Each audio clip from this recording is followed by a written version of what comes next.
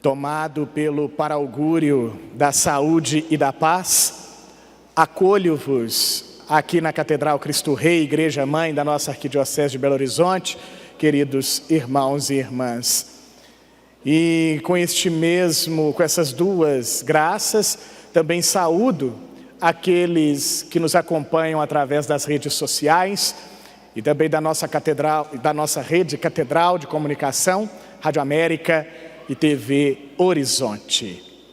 Quero também acolher com muita ternura, com muito apreço, a amada paróquia de São Gonçalo, minha paróquia de origem, que hoje, juntamente com o seu pároco, Padre Márcio Ribeiro, se encontra aqui em peregrinação, representando aquele povo maravilhoso, o povo de Contagem. Então sejam todos muito bem-vindos e sintam-se sempre acolhidos aqui nesta, que é a Casa da Unidade e da Comunhão na nossa amada Arquidiocese de Belo Horizonte.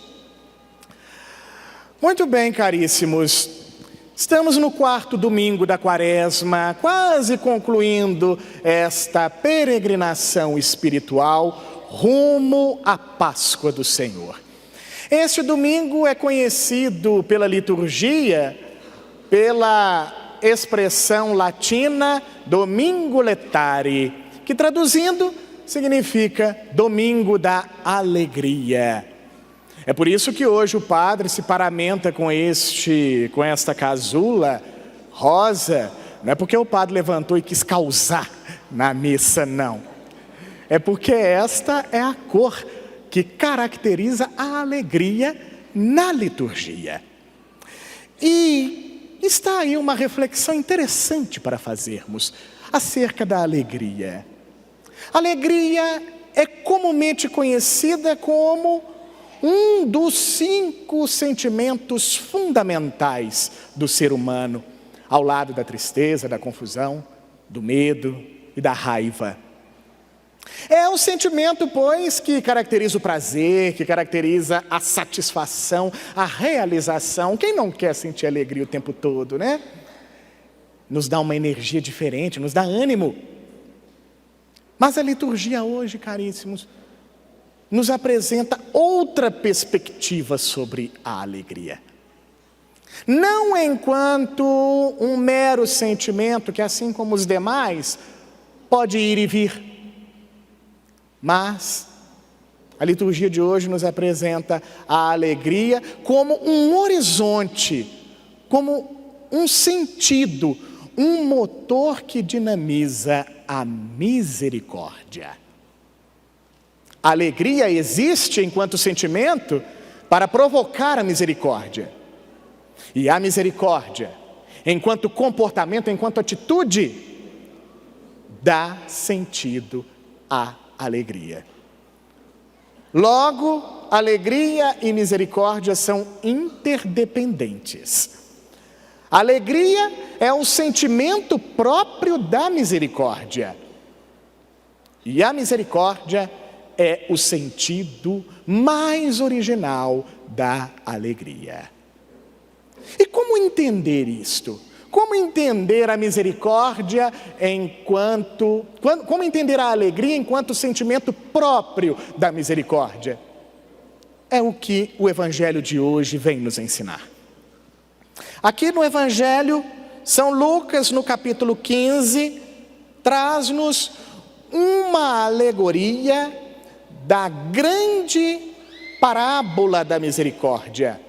A parábola da misericórdia é uma única parábola composta por 3 alegorias.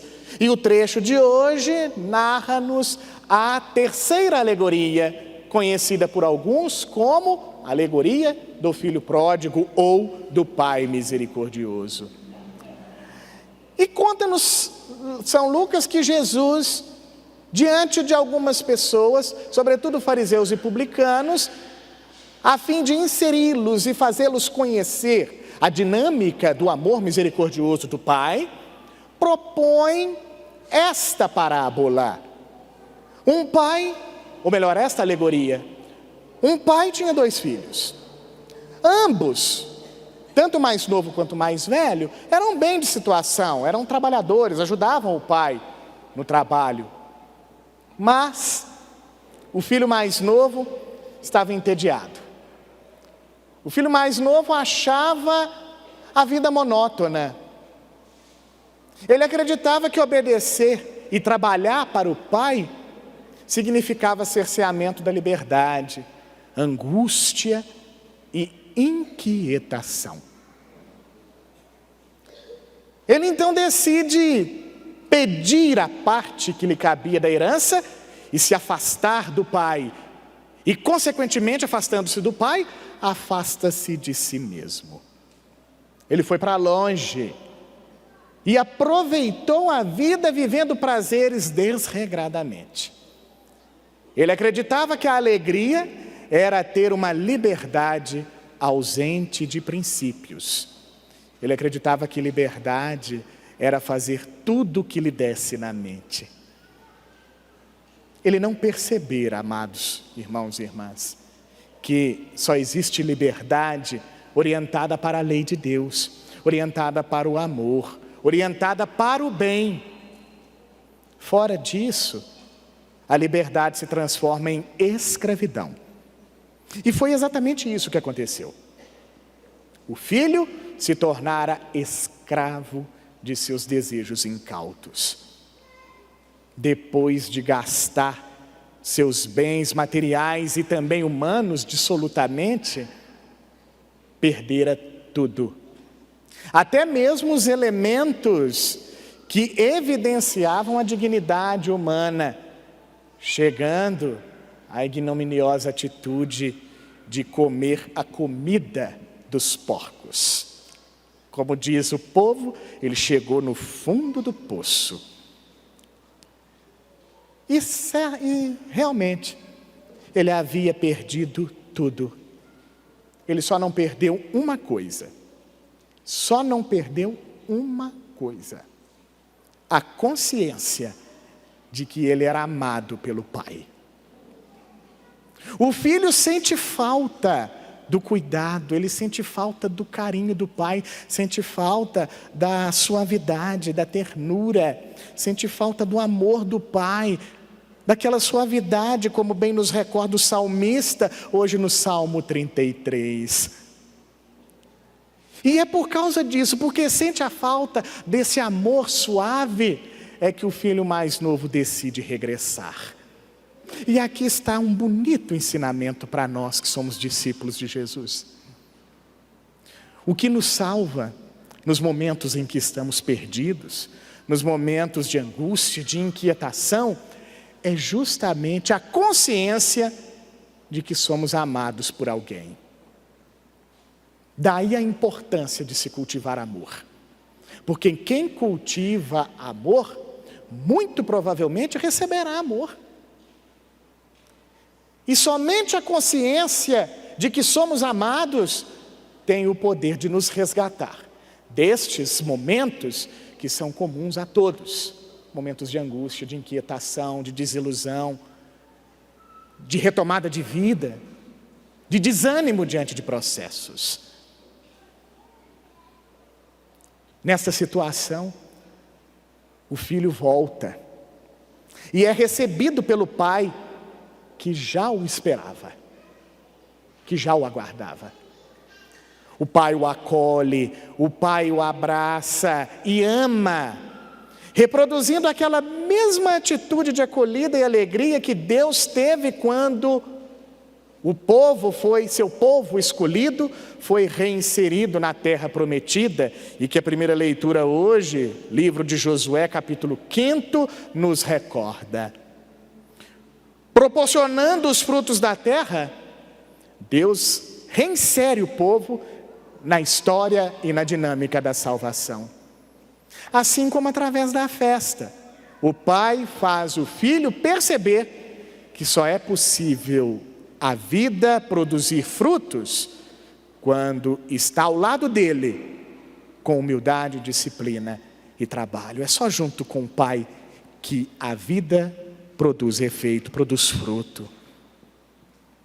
Ao dar a festa para o filho, para receber o filho mais novo, o pai assim demonstra o seu ser misericordioso.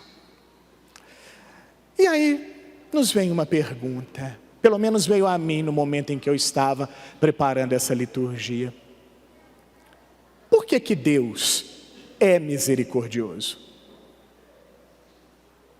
Por que que o pai agiu com misericórdia para com aquele filho que não merecia misericórdia?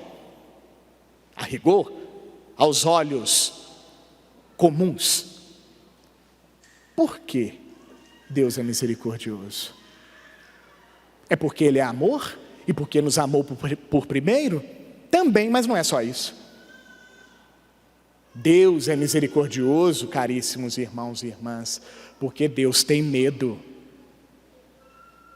Deus sente medo, sendo onipotente, sendo onisciente, sendo o grande condutor da história humana.